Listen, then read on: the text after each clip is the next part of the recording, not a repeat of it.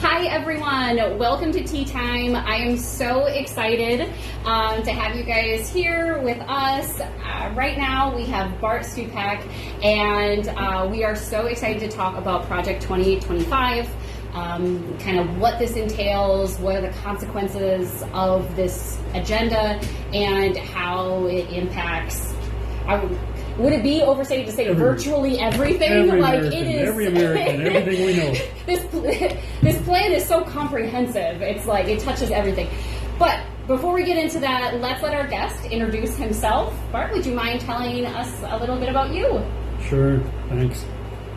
Pleasure to be here with you and to answer any questions. And you got to win that race in 108. That's all I can say. That's right. So that's why we're all here. But no, as you know, I was an elected official. I was in the state house from 1989 to 1889. So it feels like a time. 1889. So one term in the U.S. in the Michigan House of Representatives. And then I went on to Congress in 92. Mm-hmm. I served in the 1st Congressional District for 18 years.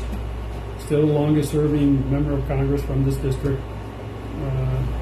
And we love that about you, Bart. So, just thank you. Thank you for serving our community in such a real way, and I just wanted to compliment you. I know your district, 108 is a large district, but yeah.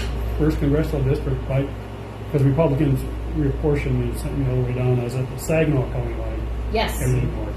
So much longer district than what it was and what it is now. But yeah, it's like you draw an imaginary line kind of above Saginaw, just like right across the state, and then it's when I first ran, north. It's basically Traverse City to LP. Yes. Then everything goes. Mm-hmm. Then they took away all the Traverse City area and ran me down that Lake Huron shoreline, Sunrise side as we call it.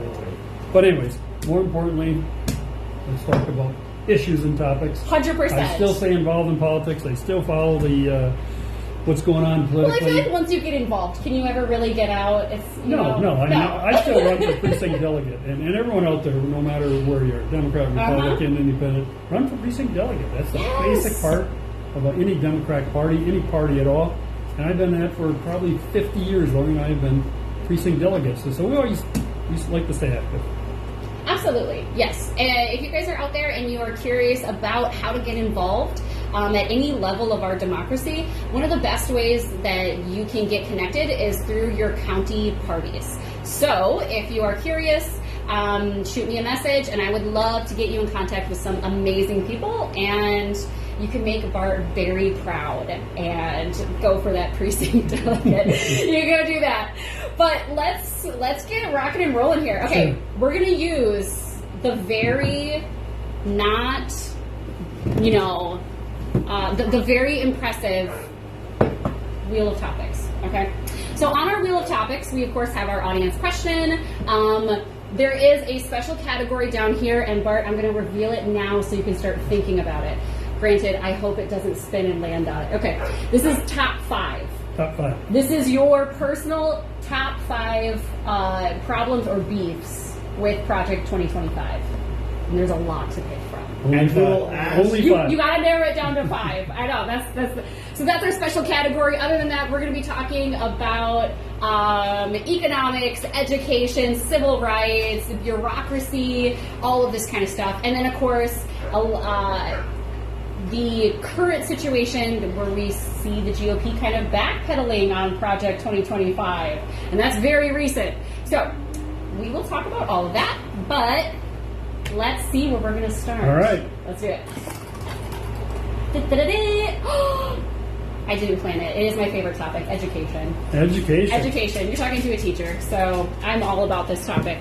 Well, let's talk about a little bit about 2025 to start with Project 2025. I mean, it's been around, I feel like a dinosaur because I served so long ago, but... 1889? Yeah, 1889.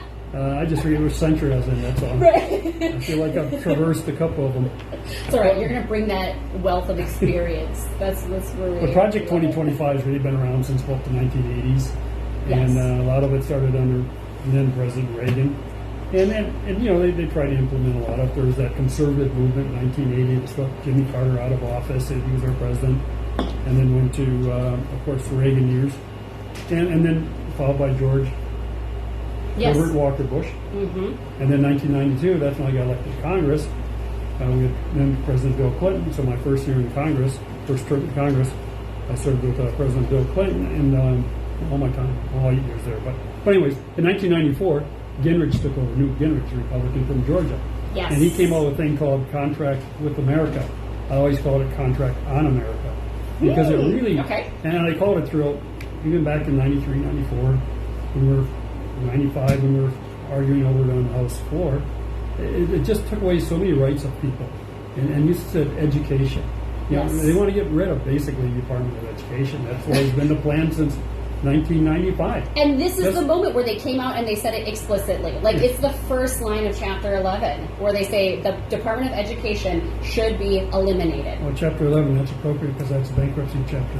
So oh my gosh, I didn't even make that connection. Well, being an attorney and, so pressing but anyways, they would definitely bankrupt our education system. They feel that government has no business and that public education is not good, and therefore it's up individuals should take care of the education, states should take care of it. But where's the federal support? They would just eliminate it. But like they're going to eliminate so much of the federal government.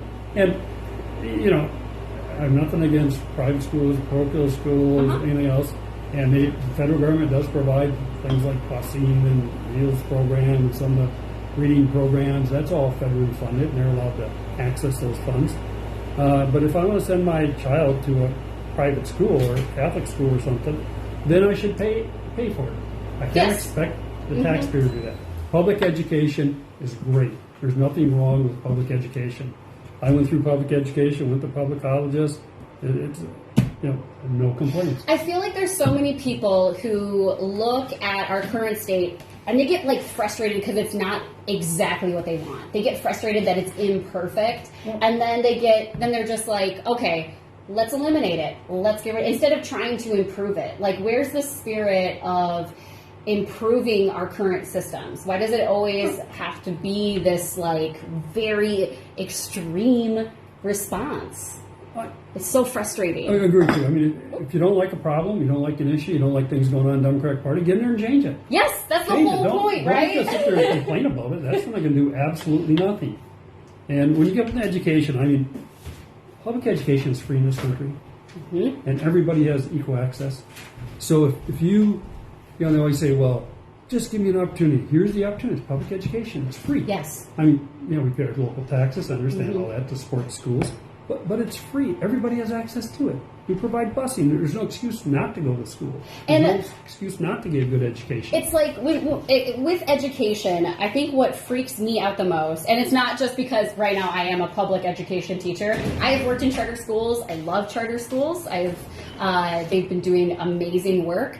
But if we just sort of use our imagination paintbrush, okay, and we look at the real consequences of Project 2025 on the public education system, we're looking at school closures, at a minimum. And in a rural area like the 108, how many private schools do we even have in inventory right now? I think in Escanaba we have one. We have one. Which I support, but that's which we support. That's our own free will. Right? We want to do that. Yeah. Yes. We might have a couple more private schools, but we don't have the supply to all of a sudden pick up all the amount of students that would be impacted by this plan.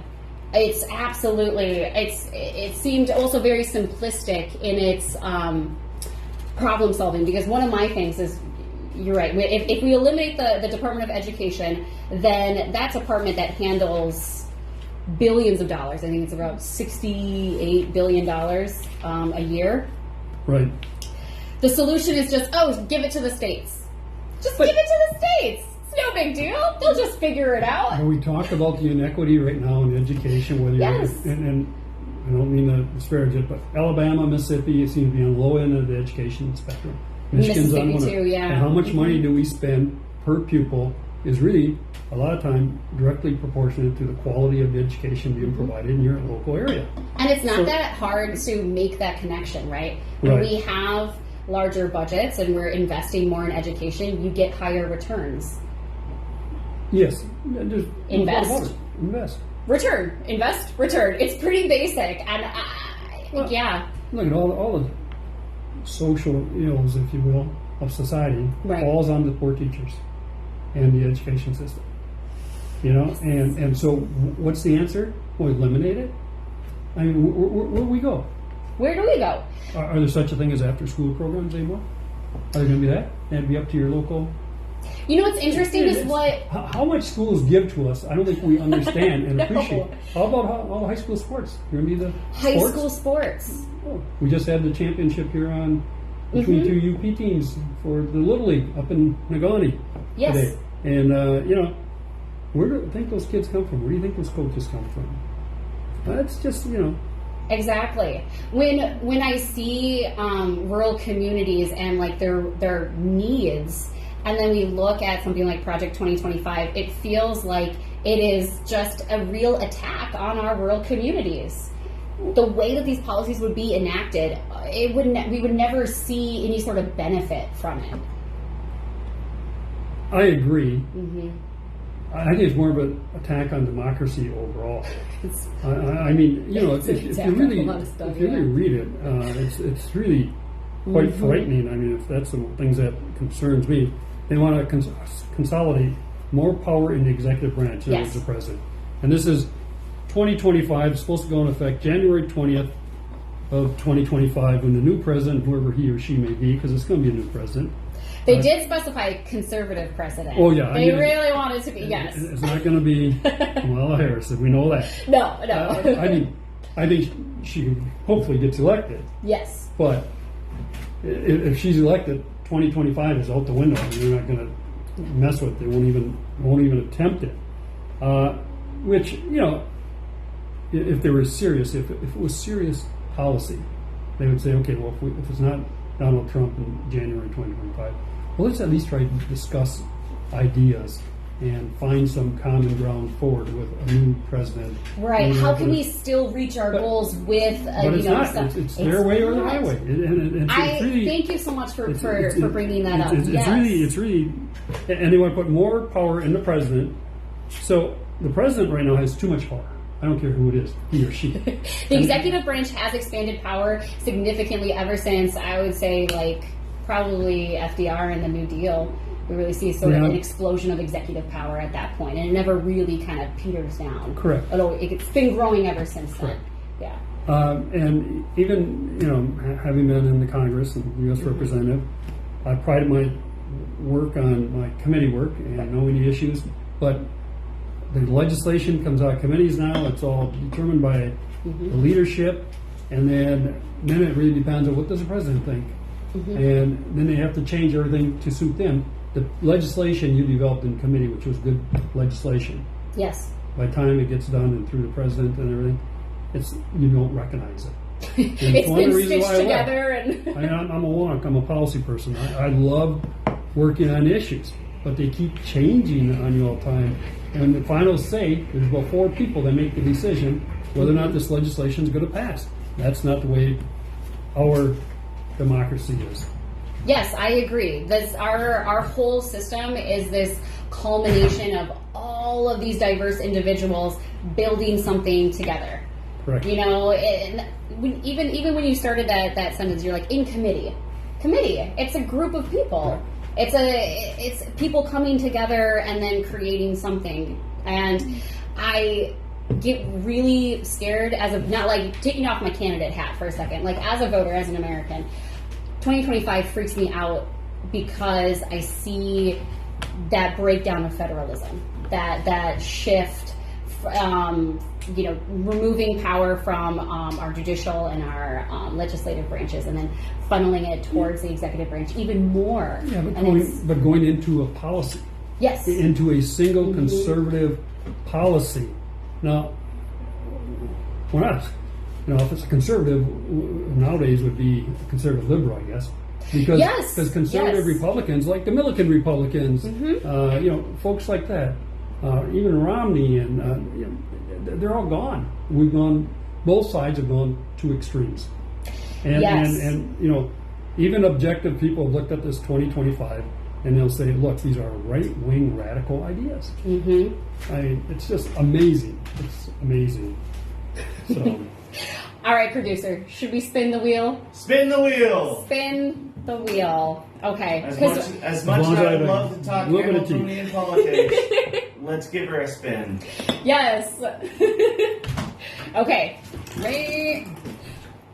Ooh, okay, we got to it. The top 5. That's a good one. Right here. Top 5. So, as you guys are watching in the chat, please give us your top 5 as well. We are going to share our top 5, what our top 5 least favorite things about Project 2025 is. But please let us know. Maybe you agree. Maybe you disagree. Maybe there's something me and Bart didn't think about. You let us know. Okay? Good idea. All Top right. 25. Biggest threat to our democracy. Too much power in the presidency. It's one policy that is of a strict, rigid, conservative values and views. Individual rights no longer count. It's these strict, conservative, religious views. And they keep insisting on invoking a Christian society as they define it. As they define it. As Because they I define had it. something to say about Be this careful. at the rally. I'm a Catholic. I go to Mass. I'm all for Christian values. I think they're Yes. a real good foundation for us. Uh-huh. But I don't need a president or other people jamming it down my throat. I can think for myself, and I worship and as the way I see fit. But they take all that away.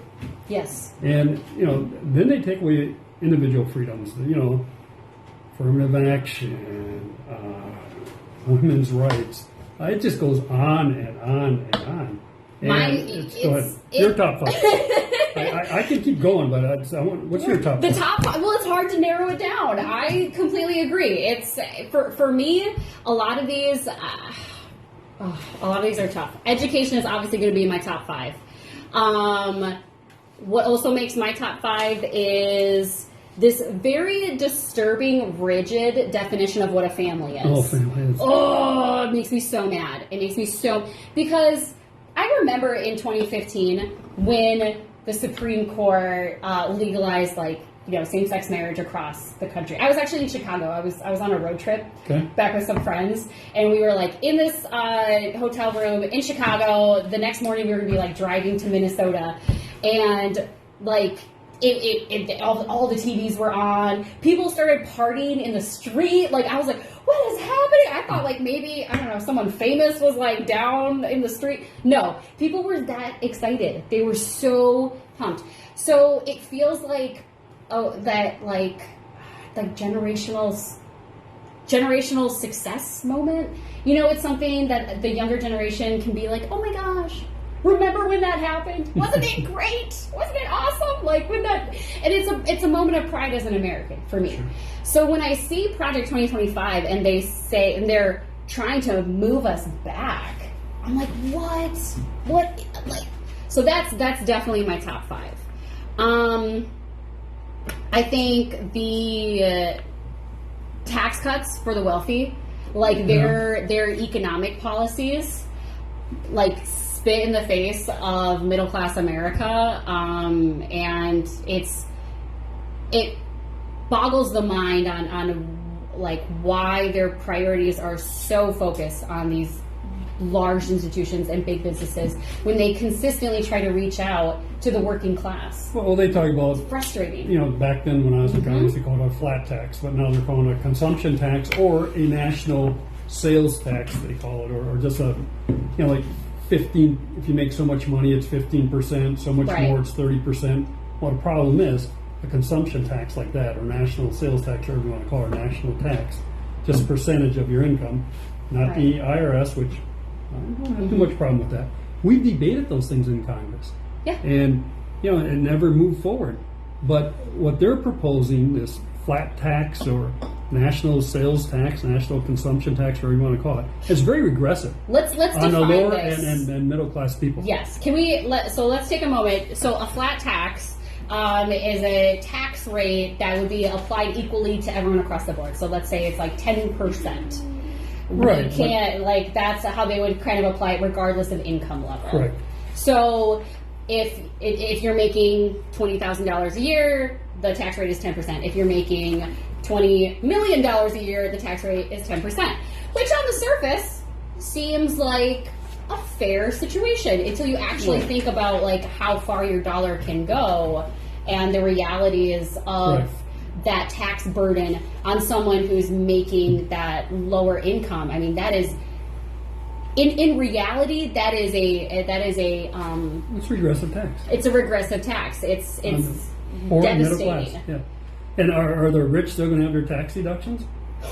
They say no, but I don't believe it. I mean, they will. So what are they going to pay like they pay now? Nothing. And is all income subject to income tax or this flat tax? Right. See, it's if I get a signing bonus because I'm Jordan Love, I just signed for $220 million with the Green Bay Packers, and I'm a big Packer fan. Don't get me wrong. Yeah. But I think what they pay these people are outrageous.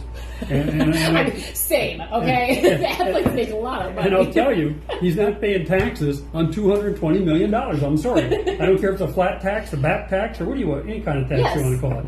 So, look, it's all, it's just really crazy how these economy and the policies are in this 2025 really is going to favor the wealthy. I mean, we saw it underneath the first Trump administration. Healthy and wealthy did quite well. Average income. The healthy and I like that phrase. The healthy and the wealthy did very well. and they pay less taxes now than they do. Now Biden reversed all that, but we still got not all of it because we still have some more taxes, such as the capital gains tax. The corporate tax has not gone back to where it was like 25%. So there's more to go here, quite a bit more to go. But it's a very regressive tax that they're proposing in 2025. It is. Sum it up that way. And so and that's it definitely makes my top 5 because it's just a really bad situation.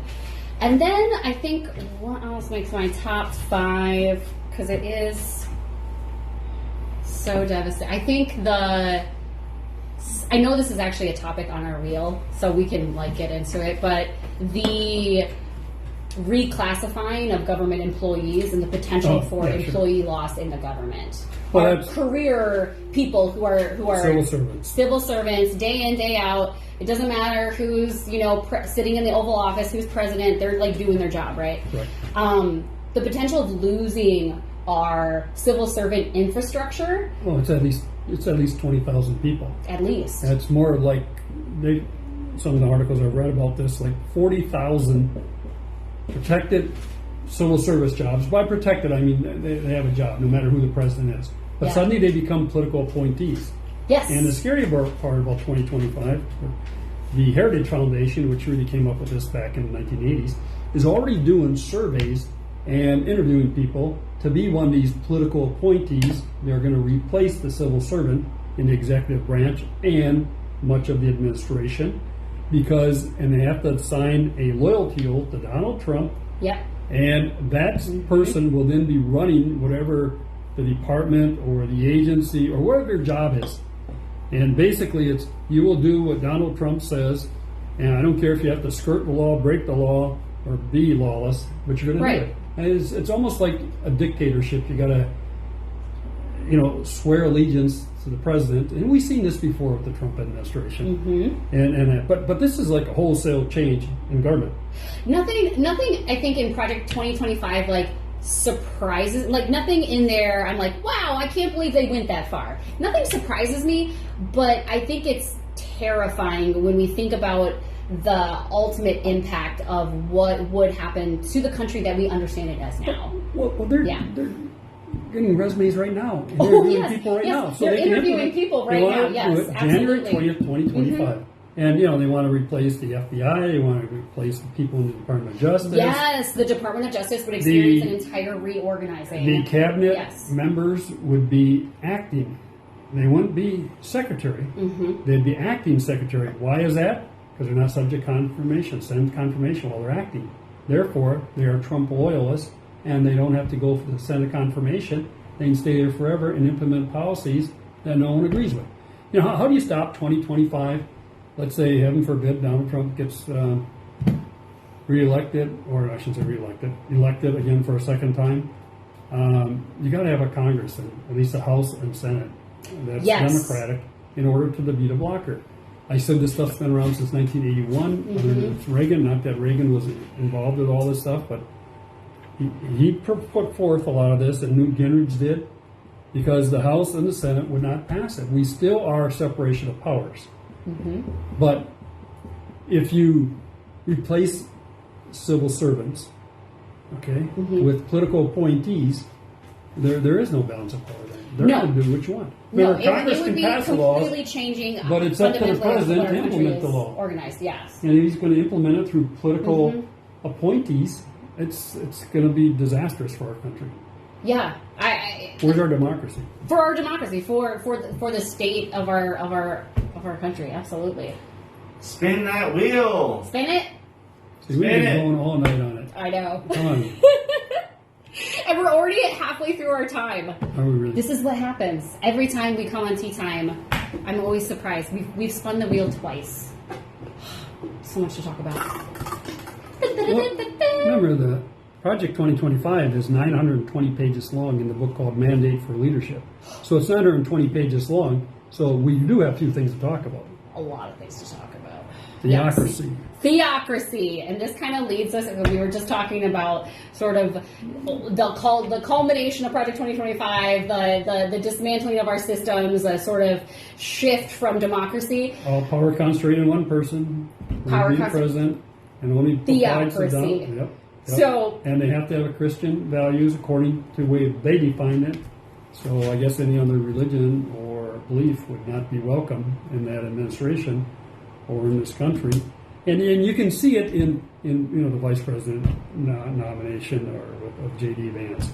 Oh, J.D. Vance, yeah. Family.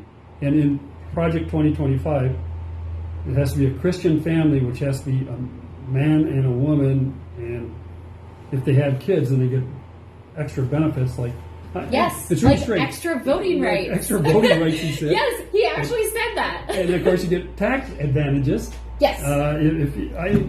We get tax advantages now if you have children. We understand that. Yeah. But a family, okay. So if a husband and wife get divorced, and each of them go their separate ways, are they no longer a family? They're no longer a family.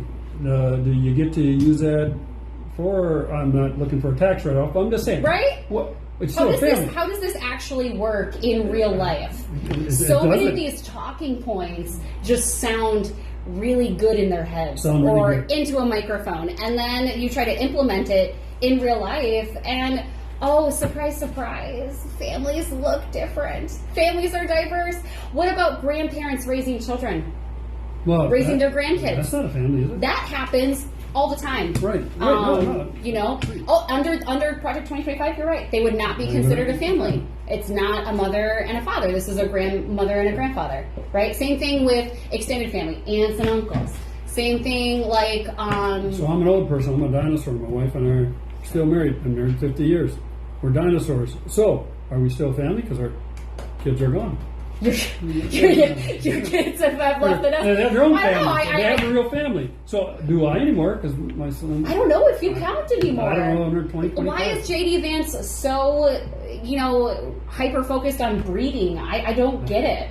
It seems weird. He's just like, if you can't make kids, then you don't get no benefits. Yeah, you don't belong in American society. You don't fit you're in. not valued in America. If you're a single mom, yeah. Oh no, heaven forbid, a woman be single, a single parent. Like, no, it's absurd sort of language and rhetoric.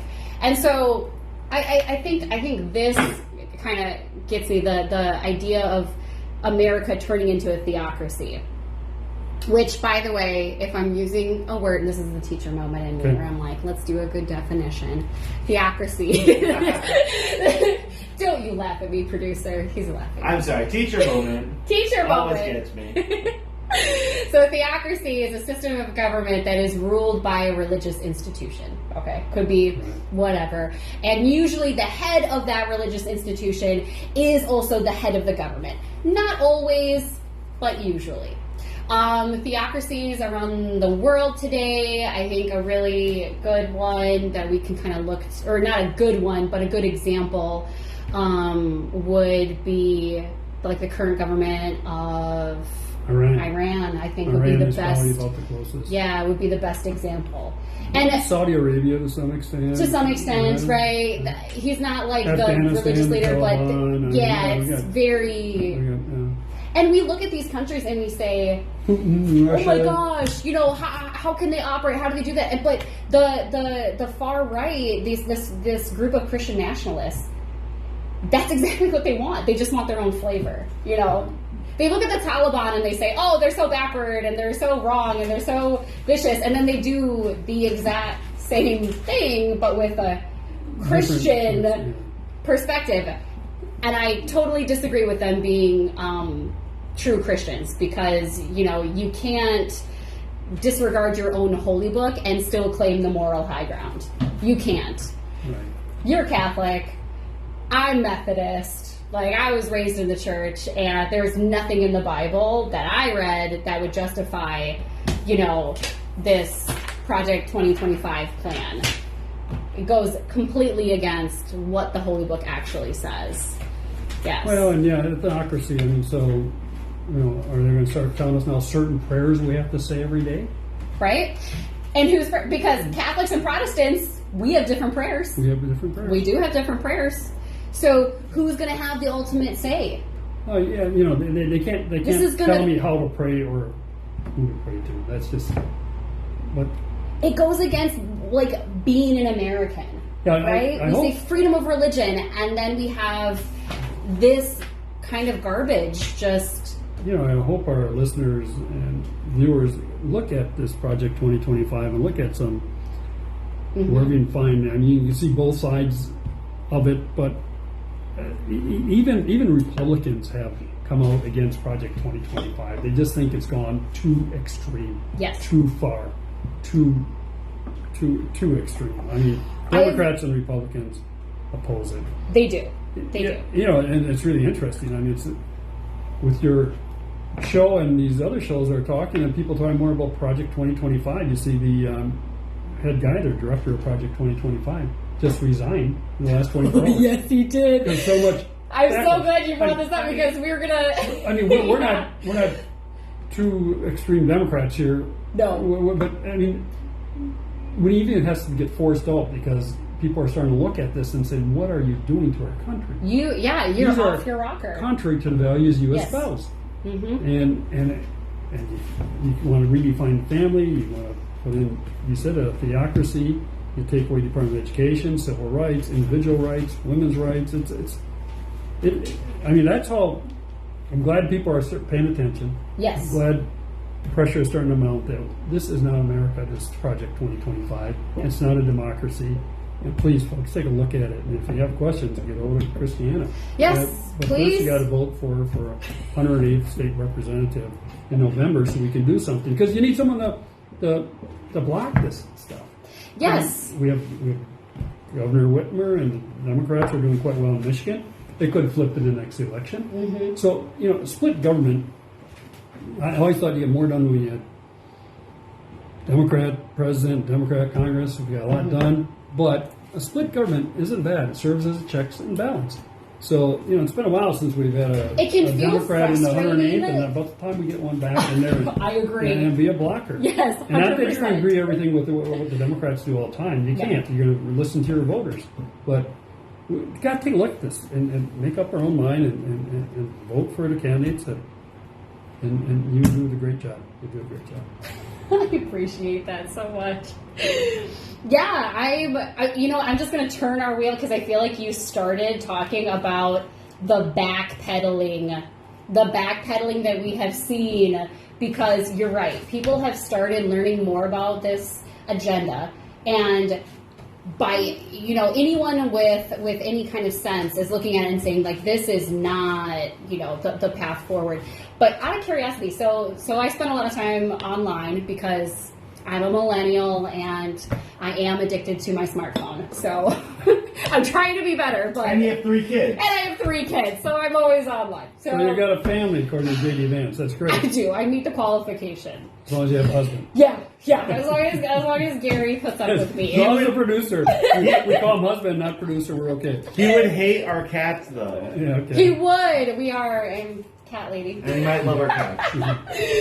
So I spent some time online, and honestly, I was very curious. I thought to myself, what is the other side? Like, what is your average, conservative voter in the UP saying about this project? And so I'm, going on my forums, I'm, looking, and I see a few responses.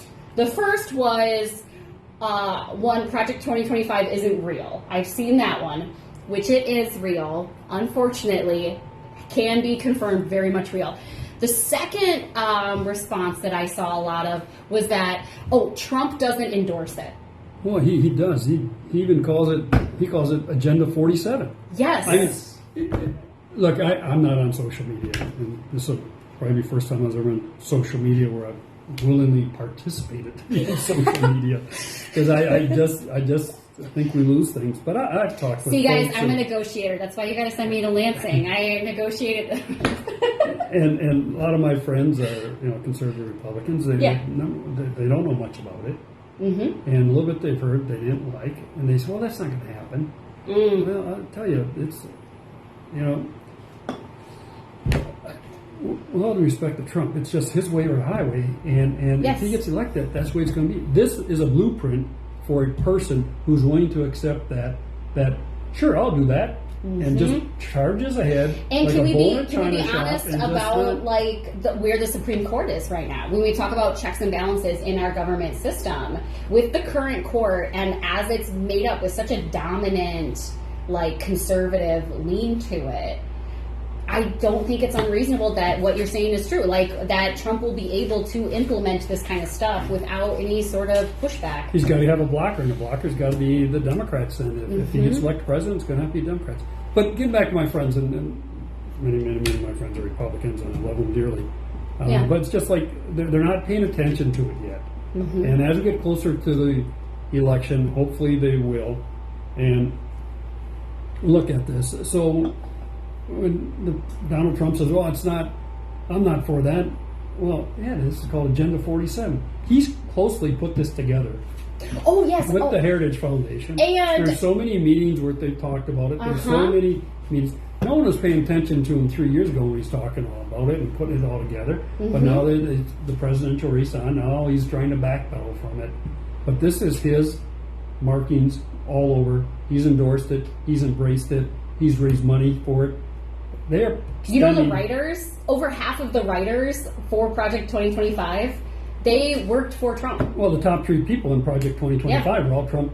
They all work for Trump. Yes, these are these guys. He always talks about the best people. He gets the best people. These are the best people that he got, and they did Project 2025. I mean, Paul Dan's the guy that just resigned as director of Project 2025, was head of personnel in the Trump White House. And I think it's absurd. How can you bold face to the camera be like, oh, I've never heard, I don't even know what they're talking about, when your circle is the people who did it. It baffles me. It's very mind-boggling. Everyone, there's about 3 major, and then they're all major players in this Project 2025. But just think of all the money they're spending and has been invested since 1981 for this. Like I said, they are already interviewing people to become these political appointees, loyal only to Trump, and replace our civil servants with these political appointees. And they're spending tons of money. And this isn't something that someone just baked up and wrote a term paper on what America would look like in my conservative views. That's not what it is. No, you're right. This is definitely the culmination, the final project of a concerted far-right movement in the United States. And I think you're right that it starts in the 1980s, and it's been percolating. I don't want to say, I almost said the word festering, but I feel like that's too harsh. But growing, it's been happening. Rightly or wrongly, they see Trump as a leader who could possibly deliver on this, because he's a bully. He'll bully his way through this. Yes. And he'll bully the Congress. He'll bully the courts. He'll bully everybody. And anyways, It's very much his style of governance too, where there's no compromise. There is a singular vision, and if you are part of his base, then that's wonderful for you. If you're a part of that, 25% of the die-hard Trump supporters, they can get excited about that. But everyone outside of that, it's devastating because that vision does not jive with the rest of the country. Agreed. It's so frustrating. Okay. We only have spin the wheel. 20 minutes left. We gotta spin it. Spin the wheel. Which we still haven't had an audience question yet. So regardless, spin the wheel. Just kidding, because it actually fell an audience question. I was gonna say. All right, question. Producer, please. So I have a very interesting audience question. This was something emailed to Christiana earlier in the week. Thank you. And this is something that actually hits home for me as the producer, and I don't know if you know this, I'm her husband. I was raised by a single mom. So this really just struck a chord for whatever reason. And the question is as a single mother, why should I care about Project 2025? All the ways. Well, we were talking about that definition of a family. Under Project 2025, you would not be considered a family anymore, which is crazy, wild. Also, there's a whole section, and I can't remember what chapter it is, but it talks about it's the section on mental health services, and it talks a lot about the Department of Human Services. And in it, they have all of this rhetoric about how children raised in single family households are. It's very heartbreaking kind of speech, the way they portray a single mother household is very disparaging.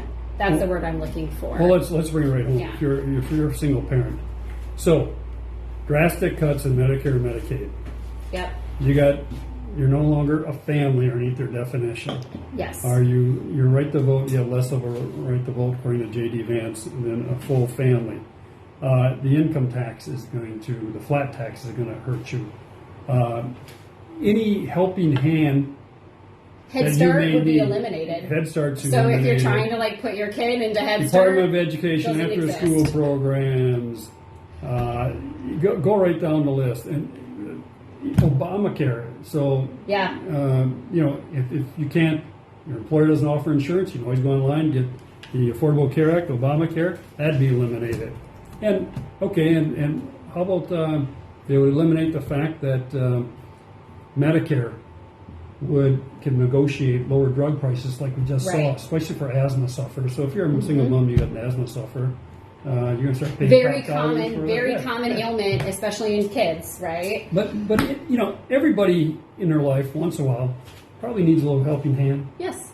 No one's asking for a handout, but they'd like a helping hand, and they might need one. You can't lift yourself up by your bootstraps if you don't have boots. Right. You need those pair of bootstraps to do the lifting. So the earned income tax credit that many single families rely upon is gone because they went to the flat tax. I mean, everyone needs a little, like I said, a little helping hand. Mm-hmm. And happy, being compassionate people, happy to help them out. Give them a little helping hand. And we're not looking for handouts. Single moms are some of the people, and I don't know what the situation is for our listener who sent in the question, but programs like WIC and SNAP and SNAP is definitely gone. Yeah, these are programs that are explicitly on the chopping block. SNAP is a supplemental nutritional program. Yes. And it's a wonderful program, and it really helps out, especially families who, are in that lower income bracket, or they're just, they're in that moment of need, where maybe they're in between jobs, something happens, who knows, life is life, right? So, Project 2025, I mean, it hits on all these different aspects. And we should all be concerned about 2025, when you're old like me, single, mother, children, all the climate. Yes. Where you're sweating bullets in this hot Upper Peninsula right now. Hot. I know. And we always have a couple of days. We always have a couple days where we don't have like a week or two of it, but all the climate rules will be rolled back. Oh, They yeah. eliminate the EPA. They eliminate EPA would be eliminated. they eliminate NOAA, and you know what the reason for eliminating NOAA? And Why? so, Because Trump didn't like the maps that they gave him that one time for that hurricane, and then he got the Sharpie out when he did the national atmospheric. because Trump was walking in and sharpieing up all their maps. No, because they do all the statistics and showing us how the climate is changing, Yeah. and man-made fossil fuels are driving climate change, Mm-hmm. and we see it. We see the fires out west right now, and you know, last winter we had no snow for a second year in a row, and it's just it's really destroying our planet and Yes. adding to it. Just So to every chime in- every person has a stake in this 2025 just from a climate change. Absolutely. Producer? Yes. Congressman Stupak, obviously, he touched up on a great point. Just to bring it home for a lot of our viewers, I grew up in California, and the wildfires in California are not the wildfires that I grew up with. Climate change is real. Climate change has burned down houses of people that I love. Yeah. We can't ignore it. It's not fake. It's not an anecdote from somewhere else in the world. It's happening, and it's happening to people we know. And I feel like in the UP sometimes they're like, oh, a warm winter, how nice. You know, everyone goes, oh, it's so mild, I love it. But we really, like, I get it, we all love, like, a warmer kind of winter. But, you know, I was listening to some of these environmentalists in Minnesota, and I believe they also, like, extend into, like, their group kind of works on a bunch of, like, northern forest sort of things. So they were talking about how every year our Great Lakes, they're covered with ice. And if we don't get enough ice cover, like this drastically, yes, it drastically impacts, you know, our water levels and everything. You know, this is the very basic or bottom cornerstone of our environment. So it's impacting all the animals. There's also like invasive species in certain tree species, like around in our forested regions, that if our winters are not cold enough, like it doesn't kill them off to a certain, and their populations explode.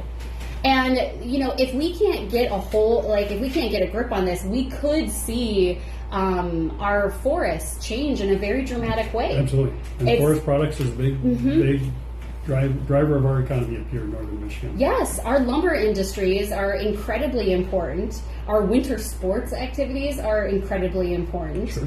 And there are so many people who are like legitimately and rightfully so, you know, worried about their businesses. Sure, absolutely. So climate change, it really affects all of us, and we have leaders we have to address that it now. We have to address it now. We got to do something. Can't continue to kick the can down the road. We have to address climate change now.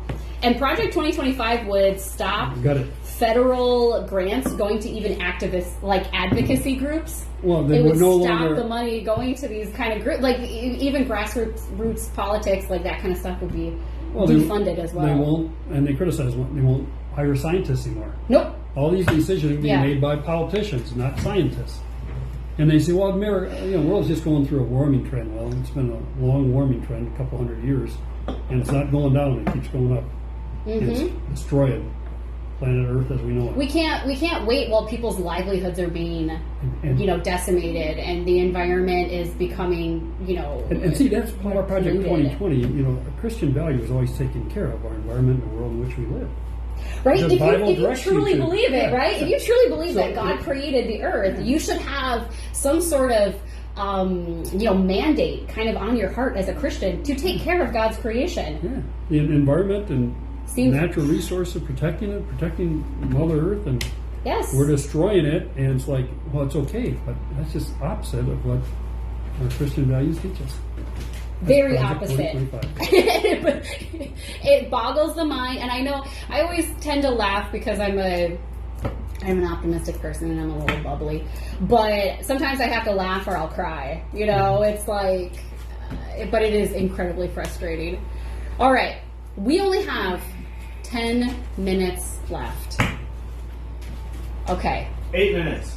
8 minutes left. Just kidding. All right, I'm going to spin the wheel, probably for the last time. We didn't even get to everything. Civil rights. Ooh. We talked a little bit about that. We did talk a little bit about it. Well, they'll terminate, and that's why you heard it tonight with attacking the vice president. DEI, she's a DEI candidate. That's diversity, and equity, and inclusion. Yes. So what's wrong with that? But so we should eliminate it. You're so good. Because they're not a family. And Right? it's just, don't get me going. They discriminate based upon your sexual orientation, where that's being. We're not supposed to discriminate against anybody in this country, but they do. Yeah, and in Project 2025, it would allow religious exemptions for discriminatory purposes. As long as you have sincerely held religious beliefs, then you can discriminate as much as you want. Well, let's go to more. It's your religion. Let's go to more personal civil rights. Absurd. They will, replace law enforcement with the military. We're going to use the military to enforce domestic laws. That's wrong. We're going to arrest and deport every illegal immigrant in this country. Right. And who determines whether they're illegal? If I don't have my piece of paper on me right now, I'm illegal because I can't prove I'm not. So I'm going. Right? Yeah, I mean, and it address opens the door for racial profiling, which is very disturbing to me. Like, I'm all about, like, my family is a family of immigrants, and my grandmother came here, and my great grandmother came here from Mexico. And my great grandmother, she never really got her citizenship. She always had her green card. She never just took that extra step. Obviously she's passed now, but it makes me worry about families like mine. Like, what if you have an older family member, maybe doesn't speak English? They have their green card, they're here legitimately, but they're in a really scary situation with a police officer who has taken them aside because they, don't look like they belong or whatever. And they don't have their paperwork, and what happens to your abuela then, right? Like, what happens to your family members? That legitimately frightens me. I know we're here in Michigan. It's not like, it probably wouldn't happen a ton up here, probably more of a border state thing, but it is worrisome. But you see the rise in hate, anti-Semitism, the white nationalists, yes. Proud Boys, all the rest of them. If you don't look like us, you don't act like us, you're not a white male, you're not welcome in our country. And that's the part where I think Project 2025, again, take a look at it. It really goes to the extremes. The courts have always ruled you cannot use the military to enforce our laws. Right. That would repeal the Rebellion Act of 1807 or something like that, where they said you could not use the military to suppress civil unrest or demonstration. But Trump tried to do it with Black Lives Matter, remember? Yes, he walked did. from the White House, went over in front of the St. John's, I think, where you, church, held the Bible upside down, and then he ordered them to disperse the crowd. Yep. So he could do his political stunt, and then he wanted them banned, and the military guy stood right there, told him, no, we cannot do that. There is a separation here. Mm-hmm. We're not a dictatorship. We're not a military state. Like, this isn't North Korea. Sorry, you can't just march the troops down the street. Side note, good call. 1807 Rebellion Act. Yep.